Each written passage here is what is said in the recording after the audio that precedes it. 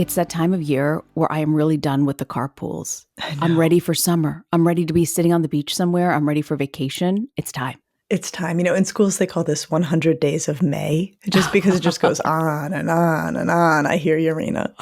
That's so well said. Well, we decided to tackle the issue of sibling rivalry. Why do they happen? What's going on here? Especially before we get into the summer months, Lisa, when they're going to be around each other all the time. They are, and it can get spicy, Rena. It can get spicy. So we got this great letter. It says, Dear Dr. Lisa, my 13-year-old son is a really great kid, but he's just mean to his 11-year-old sister. We don't allow name calling in our house, but he barks answers at her when she asks a question, aggressively corrects her when she makes a mistake, and is constantly and obviously annoyed by her mere presence. To make matters worse, my daughter looks up to her brother and tends to second his opinions, which drives him crazy. I've tried to talk to him, but he says we just don't know how much she annoys him on purpose when we're not looking. I know that 11-year-old girls can be annoying, and I know he's not 100% without blame, but I don't see what he sees, and I'd like for him to be a little more patient and kinder to her. Please help. So what's going on here, Lisa? Why do they do it? I feel like this letter, we could call it the perfect storm. It just describes a dynamic that is, I think, very common in households and sort of the collision of developmental moments that is not always pretty. Let's start with 13. You know that I've often been of the mind that 13 is one of the hardest ages developmentally. It's just challenging. And, there's a lot going on for kids who are 13, but not the least of it is that their feelings are really, really amplified, that they are in that juncture where the emotion center of the brain has been upgraded. Their perspective maintaining system has not yet been upgraded. And so when they get riled up or stirred up, it's really intense and they're not always able to walk it back. It's kind of this all gas, no brakes experience for being 13. So we have that dynamic in this guy. Rena, we also have the dynamic, and this is something that I wrote about in my most recent book, The Emotional Lives of Teenager, that I think it can be really hard to be a 13-year-old middle schooler. So he's a boy. I think for boys in particular, there's an element that can be very challenging during the school day if they are not on the early side of puberty. And one of the things I unpacked in the book, and it was actually fascinating to work on, is that, developmentally, 13-year-old girls are way ahead of 13-year-old boys just because they, as a group, hit puberty quite a bit earlier. And this means that they are neurologically advanced. They actually can think in more sophisticated ways. It also means they are physically ahead of the boys. On average, especially around 12, but it can, bleed into 13, girls are taller, stronger, faster than boys. And so one of the things I unpacked in this book was thinking about, what does it feel like to be a 6th or 7th grade boy? Though this boy could be in 8th grade, but at this time in the year, I'm assuming he's a 7th grader. That, you're out at recess and the girls are beating you, except for throwing. Boys actually, I think it's a practice effect. They actually throw further and harder than girls do. And then you come back in the classroom and the girls are, and you hear boys talk about it, they're more organized, they understand what's going on, they are more on top of it. So it's very easy for me to picture a moment where this boy has spent the day basically being schooled by girls, right? I mean, one way or another. Yeah. Holds it together gorgeously, is a decent citizen all day, but has those amped up 13-year-old emotions, walks in the door, and his little sister's like, hey! And it's like, wham, right? I mean, you can just see it. You can see it, Rena. But the good thing and the bad thing, I guess, is this is common, isn't it, Lisa? I hear everybody talking about this. It is common. And also what's really common is the teenager being hard on the younger siblings. And also this dynamic of the younger siblings, looking up to that teenager and adoring that teenager. And I remember a mom once talking with me about that moment when her older daughter would walk in the house and the younger daughter would be like, hi, here you are. So glad you're home. And the mom said to me, I remember the language she said, and then she says something, my older daughter says something that just cuts deep. And it was so vivid, and it was such a lovely mom, and she was just observing that, like, siblings really, they're close and they're also combustible. Like, they know Yeah. how to go after each other. Right. Now, one of the things I worry, especially a brother-sister dynamic, is I don't want her to think that it's okay for guys to talk to her, even though it's just siblings. I know I'm reading too deeply into it, but when is it problematic when the older sibling lashes out and you know it's affecting the younger sibling and hurting them? You're not reading too much into this, right? I mean, there is also a gendered dynamic in this, and I don't think any parent would feel at ease thinking, like, we're just gonna brush this under the rug and leave the younger daughter with the impression that anyone, much less a man, can speak to Mhm. her this way, right? I think Mhm. that's really real. So you have the problem of the 13-year-old boy who is taking it out on his little sister in a way that's not fair. Even if she is annoying, like, his reaction is out of proportion. Yeah. And then you have the problem of the little sister whose feelings are hurt. And then you have the problem of the gender dynamic, right? And that it's laying out an example that you cannot allow to stand unquestioned in your home. Okay, so why don't we take them one by one? Because these are, like, interesting. Like, it's amazing how layered this very conventional moment in family life is, right? Let's start with the fact that she's hurt. That's Mhm. simpler. Mhm. So I think that in the heat of the moment, the kid comes in the door or you walk in the kitchen and, he has said something nasty and her face drops and she is clearly injured. I think in the heat of the moment, all you can do is get them away from each other, right? I mean, I think going after him in that moment is not going to actually go well. I think that you need to create space between them so you can say to him, buddy, out, right? Like, that is not okay. We'll deal with this later. And then you take care of the younger child and you say, look, this isn't about you. And I think that that's what's so important to make clear to the younger kid is that this feels really personal, but it's not personal. And one of the beauties of 13-year-old is that kind of everybody annoys them. True. So true. Right? And so Yes. so a parent could readily say, "It's not about you." If you notice, actually, the way we blink is driving him crazy right now, right? Like, if you notice, like, he can't stand, when I wanna dance to the music in the kitchen, right? Like, so Yeah. Yeah. so just to give, that younger child some context and maybe say, "You know what? It's really hard to be in 7th grade. Your brother has probably been really great all day, and, you were in the wrong place at the wrong time, but this isn't about you." So I think that's the first thing we do is we take care of the younger child. All right, then there's this gender dynamic. I don't know, Rena, what do you think? What would you say? I really worry that, because she looks up and idolizes her brother, is this gonna be when she looks up and idolizes some love interest? Is the message gonna be, "Okay, it's okay if they treat me like crap?" I worry about that sometimes. Yeah, no, absolutely. So it does make me wonder, right, after the moment has passed, if there's something worth saying, certainly to the little girl, of like, you know what, your brother's acting like this. That is not how he should act, and he knows it. And this is also, just to be clear, not how anybody should talk to anybody, and you should never let anyone talk to you that way. And I'm working Mhm. on your brother. So what you're saying is when you do this timeout, you separate them. Go to the younger child and say, "Look, just merely by saying, no one should be talking to you like this. This is unacceptable behavior." And acknowledging that to the child is important. I think absolutely. And then it really does get to the fact that they have to then see that you're going to go do something with the brother, right? I think, again, you got to put your money where your mouth is, right? So if you say to the younger sibling, no one should speak to you like this, just to be clear, like, the work isn't done. Because if you don't then take it up with a kid who's acting that way, Mhm. you could see how the younger sibling would be like, well, great, thanks for telling me that no one's Yeah. supposed to talk to me like that way. But what are you supposed to do about it? Like, or what am I supposed to do about it, right? So then it gets to the piece of talking with the boy about what happened and what keeps happening also. And I think that's important. So again, Rena, I would say let him cool off, get him out of there, don't let him make it worse. And look for a moment where he seems to have gotten his feet under him.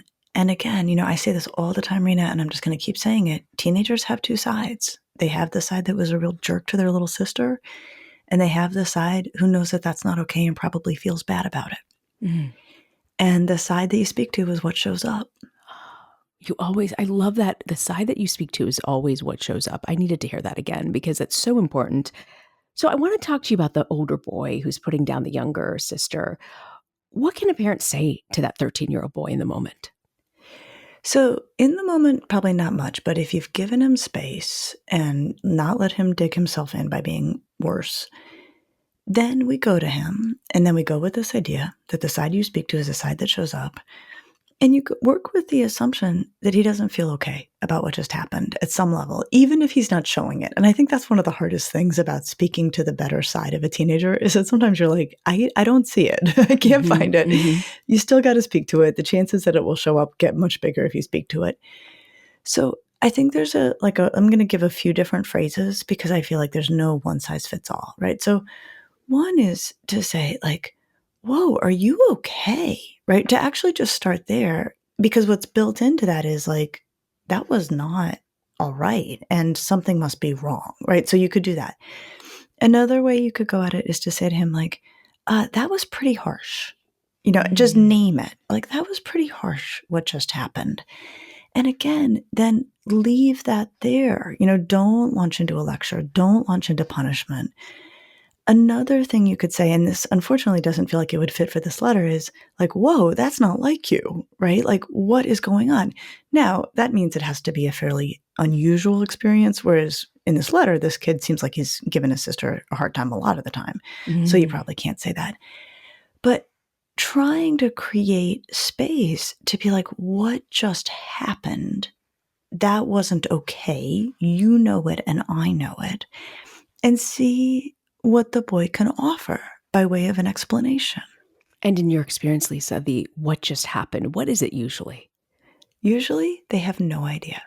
I mean, Really? really, I think often kids will be like, I don't know. Like, Wow. she's annoying. Like, I think, you know, once in a blue moon. So why it's worth asking is a kid might say, okay, here's what happened. I have this terrible group project and like no one in my group is doing anything. And it was the last Mm. class and I'm super annoyed. And like, I shouldn't have done that, but like, I was already really irritated. Okay. So you may get that on a, really rare occasion. And that's usually valuable because then you can say, oh, kiddo, I'm sorry. And like, yeah, group projects, it can be the worst. And like, how can I help you with that? And like, you got to fix it up with your sister, but like, we'll take care of you. But I also think that parents really need to be prepared and not surprised if the kid's like, I don't know what happened. Like, she was annoying. Mm, mm, and I think that's probably the kid telling the truth. Like, they mm. don't know why they acted that way. You know what I keep thinking about in this conversation is how you talk about puberty and how boys who are delayed, when we talk about puberty, you say girls hitting puberty earlier can be difficult, but boys hitting puberty later because so much is about athletics, fortunately or unfortunately for boys, that development, kind of that gender difference, but also the fact that maybe this is a boy who hasn't fully bloomed and is dealing with that at school. Absolutely. And it's interesting, like, I could even see it playing if we play with the puberty piece in a couple different directions. So easily I could see a boy who, is still small. Mhm. And like you say, that is a when we look at the research on the impact on boys' late pubertal development is harder on them for exactly why you described. There's a whole lot of social power that is conferred by athleticism, and being small makes that harder for boys. So you could see a kid who just like all day long is holding it together pretty well at school under conditions that just don't feel good a lot of the time. And, you know, you're probably looking at this in your kids' ages. I'm looking at this in my younger daughter's ages. I mean, the size range is kind of extraordinary in Mhm. kids when you are Mhm. looking at sixth, seventh, and eighth. I mean, they are all over the map. And the big kids are tall and big, and the little ones are peanuts, right? I mean, it's a big difference. So you could see that where he just comes in the house raw and it doesn't go well. The other version I could see is a kid who is on the earlier side of puberty, does actually enjoy quite a bit of power in the dynamics of the sixth, seventh, or eighth grade as a result of that. And for lack of a better word, is like maybe a little high on it, right? Like Mm. gets used to the idea of like people don't mess with me and I don't have to put up with stuff that I don't want to deal with. And so, is kind of the king of the playground at school and walks in the house and the little sister's annoying. And he's like, you know what? Not dealing with it and is nasty, Ah. right? You could see it playing in lots of ways.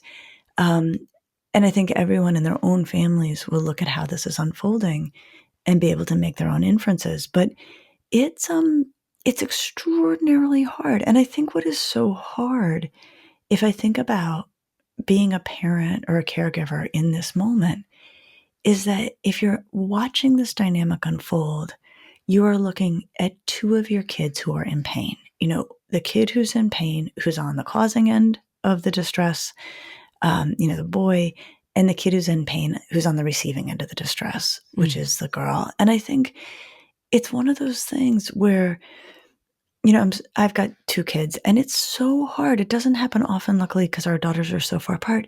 But when you feel like your kids are at odds with each other, because you just feel like your heart is split by that. Ah.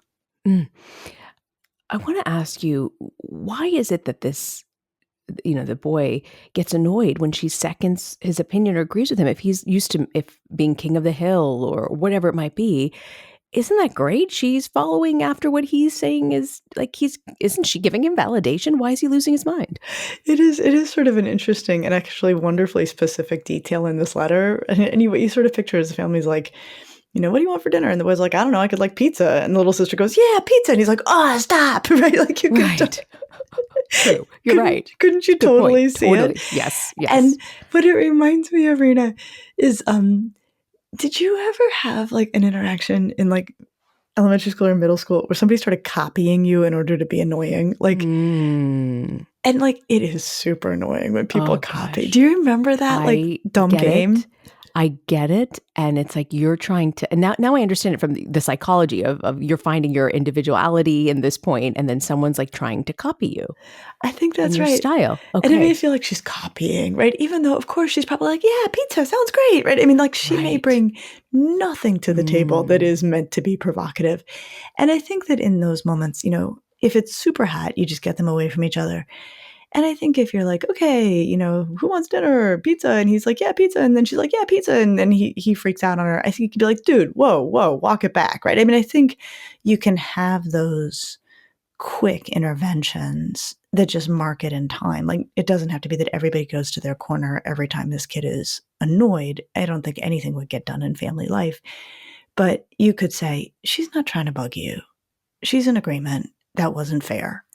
And just leave it there, without needing further unpacking or examination. Mhm, mhm. So, Lisa, is there anything that parents can do to prevent this kind of sibling rivalry? Yeah, I don't think so. I mean, there's rivalry in terms of competition, and that's its own thing. But just like this is just straight up conflict, right? I mean, he's finding her problematic, and there's a couple of things I think that one can try. I Mhm, just don't. mhm. I don't want to oversell, Rena. I don't want to be like, Mhm. yes, No, I love that about you. You yeah. don't oversell. You're very honest based on your experience of what really goes down. So one thing, and I am such a believer in this. The boy is saying that the sister is deliberately being annoying when the mom doesn't say it, and that may be true. And I think, Rena, I'm a big believer in making a no provoking rule in families, that siblings often do provoke one another on purpose, and it's not altogether unusual in a family where the little kid figures out how to push the bigger kid's buttons and then pushes and Ah, pushes and pushes until the bigger kid pops and gets in trouble. yeah, That yeah. happens all the time. So I am a big believer in having a blanket no provoking rule in families, because kids know exactly what they're doing when they're doing it. They know exactly what they're doing when they're on the receiving end of it. Like it's very clear when it's happening. So one thing the parent could say is like, okay, if your sister is antagonizing you, come to me Mhm, and I will mhm. deal with her. Mm. But if you react and you react badly, then you're right there with her. So I can't help you in the same way. So I think you can do that. I think the other thing, Rena, is we're trying to help this boy feel better, right? If he feels better, he's not going to do this. And so there's some things that can happen. One is, making sure he's got lots of ways to enjoy himself and feel good about himself, especially if he's a kid whose puberty is still, if he's bringing up the caboose on puberty. Yeah. So, giving him things that are enjoyable. The other thing that makes kids feel good is that they feel that we like them, Mm-hmm. and they feel that we take an interest in them in their own right. And so I know it doesn't seem directly connected, but I would also advise the parent or caregiver in this situation to look for times to just connect with this guy around the things he wants to do. So, Mm. it may be that he's like, hey, come look at this sports clip, or hey, come watch me build on Minecraft, if he's still playing Ah. Minecraft, or, hey, can we please like go to the Marvel movie? I'm coming up with like very generic boy stuff, and I know it. Wait, but you really say finding ways to connect on interest, and you as a parent doing things one-on-one or with them that they like could really help lessen sibling rivalry?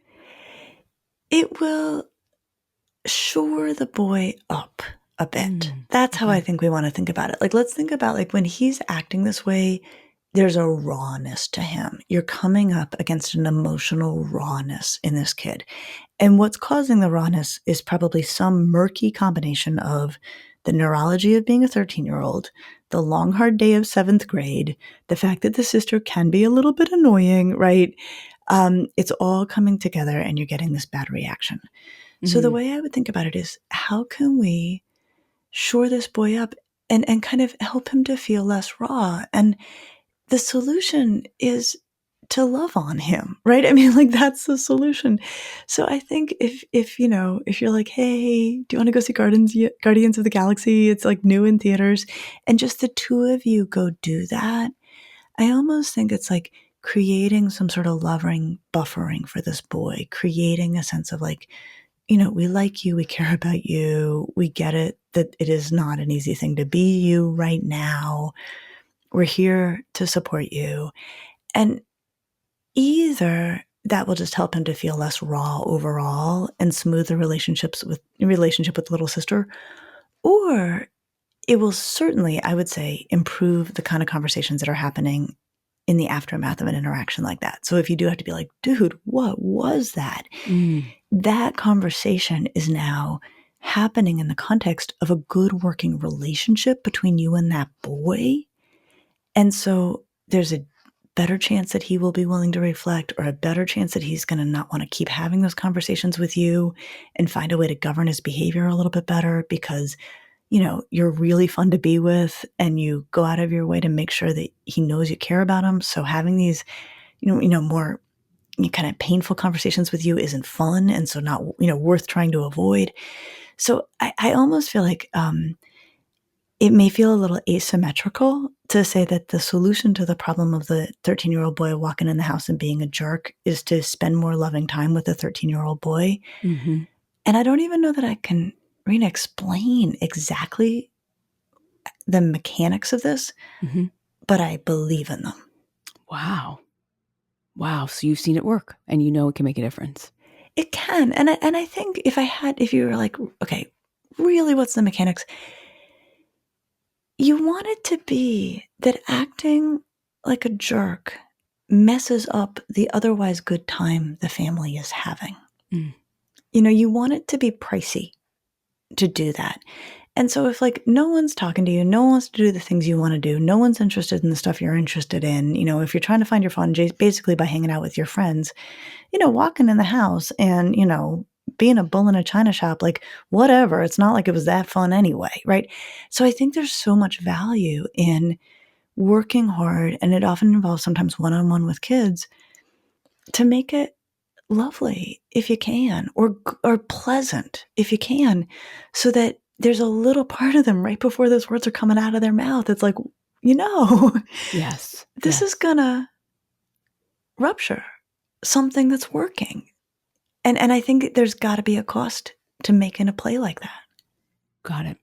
Wow, I learned so much in a way that I didn't think this was really fixable. I just thought it was just sort of a pill of parenting we had to swallow and there was no good solution. But you gave us a lot here that can help in this situation. So thank you, Lisa. What do you have Yeah. for us for parenting to go? Rena, I've been thinking a lot lately, and I don't know why, but I've been thinking a lot about shame. Hmm. And I think maybe it was because of our podcast on cutting and we started to talk about it. But it's one of those things that once it comes back into your mind, you sort of see it everywhere. And it just feels like this is a moment where it's so ripe for shaming a kid, right? To be like, you are being a jerk to your sister. Don't talk to her like that.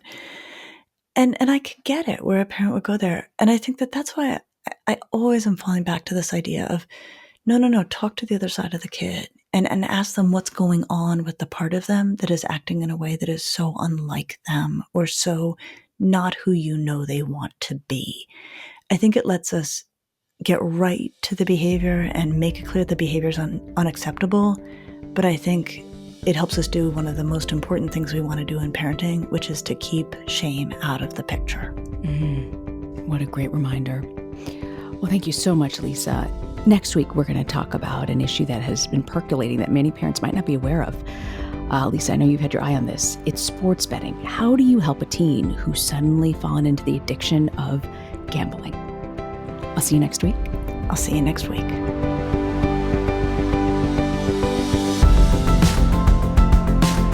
Thanks for joining us. Be sure to subscribe to the Ask Lisa podcast so you get the episodes just as soon as they drop. And send us your questions to asklisa@drlisadamore.com. And now a word from our lawyers. The advice provided on this podcast does not constitute or serve as a substitute for professional psychological treatment, therapy, or other types of professional advice or intervention. If you have concerns about your child's well-being, consult a physician or mental health professional. If you're looking for additional resources, check out Lisa's website at drlisadamore.com. We'll see you next week.